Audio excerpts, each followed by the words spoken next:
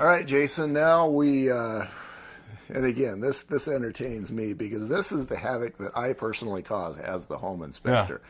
You know, maybe in the case yesterday, the inspection I did, you had a gas fireplace that didn't have a glass cover plate. So I had to explain that that's great until you don't have the flue open, or maybe the flue gets blocked or whatever, and then the carbon monoxide that should leave the flue instead goes into the house and everybody dies. Sounds problematic. So then I had the buyer's attention, and they're wanting to have that fixed, and it gets back into this, you know, how do we pay for these things? We don't have money, they don't have money. So how does this work? Okay, so this is where you can really shine as a real estate agent.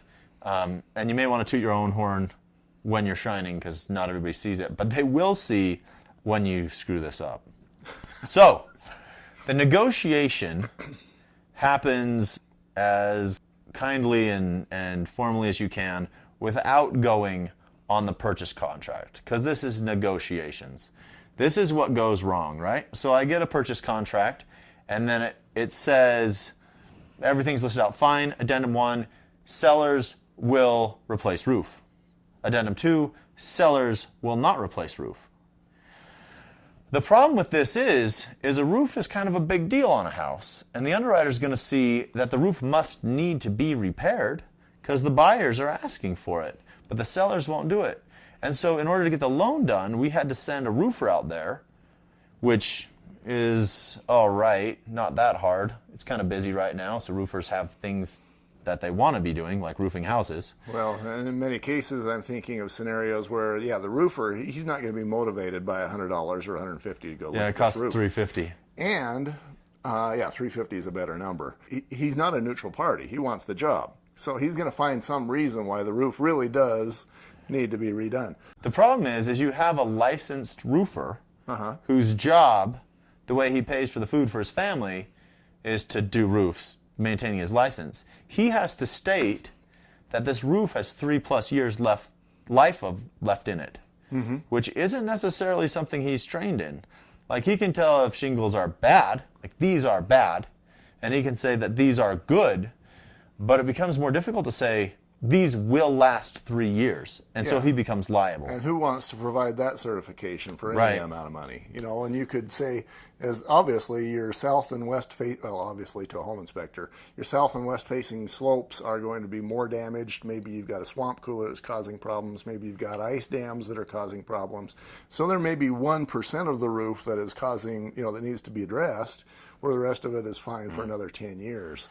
But yeah, I'm thinking that any inspector, any roofer is, you know, if there's any part of that that's not okay for 3 years.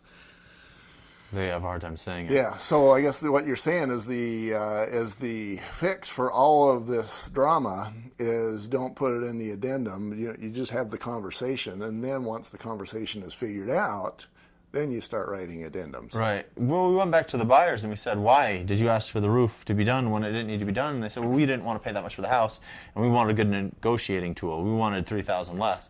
We figured a roof repair would cost about that, so they were just trying to knock down the price by $3,000. Boy, I don't know too many roofs that can be redone for $3,000, and so they just wanted a reduction. So they said, we want a reduction to fix X, and they didn't even care what X was. Right, they just threw something in there.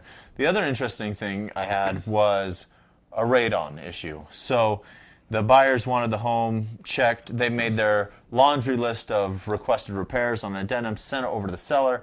Seller said, yeah, we'll fix all these besides the radon issue. The reality was is there was no radon issue. The sellers had already done a test. There was no radon issue to correct, but that had to be clarified in another addendum and then supported by a radon test to show that the kids weren't going to get sick in the basement. Yeah, again, so they're just saying we want a discount, and we're going to pull some random thing out of the air that's not a problem as our justification for wanting a discount. Well, they wanted to make sure it was okay. They didn't know that it already was. So the thing to do, my favorite thing, you can do it however you want, is the buyer's agent will send an email to the agent working with the sellers and say, these are the things we want repaired. How much are you willing to do? And then he'll talk to the sellers, he'll email back to the buyer's agent, and you can work it out. These are the repairs that they're okay doing. At that point, put an in an addendum and go through it, get the repairs done. You'll have another addendum saying the repairs are done, and we can proceed. Yeah, and that is something that I often see is many experienced agents will do their communication either through telephone or through email or through any means other than addendums. Having 7 or 8 addendums is, it's just a pain in the butt. Yeah, yeah.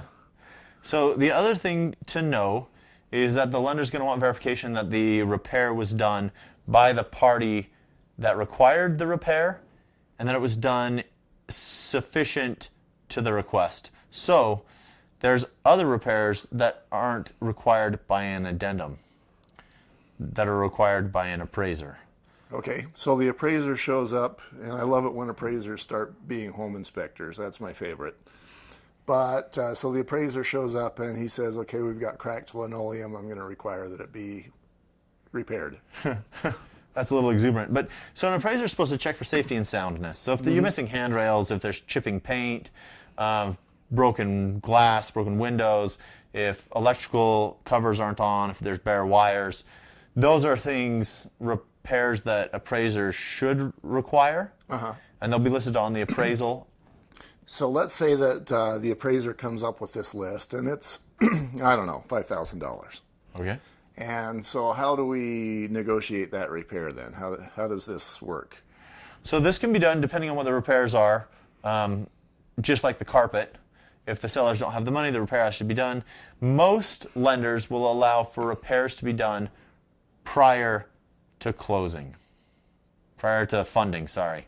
So you can get the loan documents out, you can go to title, you can sign everything, and then before the loan funds, we need verification that those repairs are done.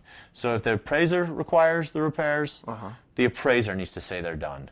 If the borrower requires the repairs, the borrower needs to say they're done. If the borrower requests that it's done by a licensed professional, many times the underwriter will like to see the invoice by the licensed professional that the repair was done. But again, I'm thinking we've got 2 or 3 or 4 days between signing and closing for these things to happen. And let's say that, for example, maybe we need to go clear through the electrical system. Maybe we've got an ungrounded system where we've got fuses instead of breakers and a 60 amp, main where it should be at least 100, maybe 150, whatever. That's not going to be something that could possibly be done in a few days. So how does that work? There's other things. Work closely with your lender and your buyer and seller in these instances. Those repairs could be significant enough for a reduction in the home purchase price. And if that needs to happen, what you do is you say the purchase price will be $248 instead of $250. You don't say in the addendum the purchase price is going to be $2,000 less because the electrical system is horrible and it's not grounded out. You don't list things like that. You don't because then the underwriter is going to need to know that that's fixed.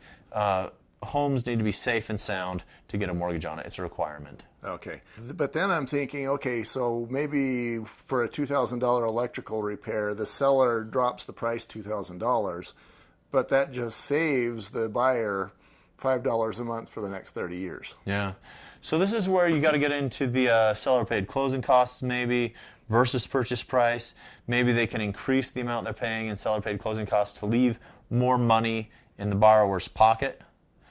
That's another conversation you need to have with the lender, see how much room you can move there.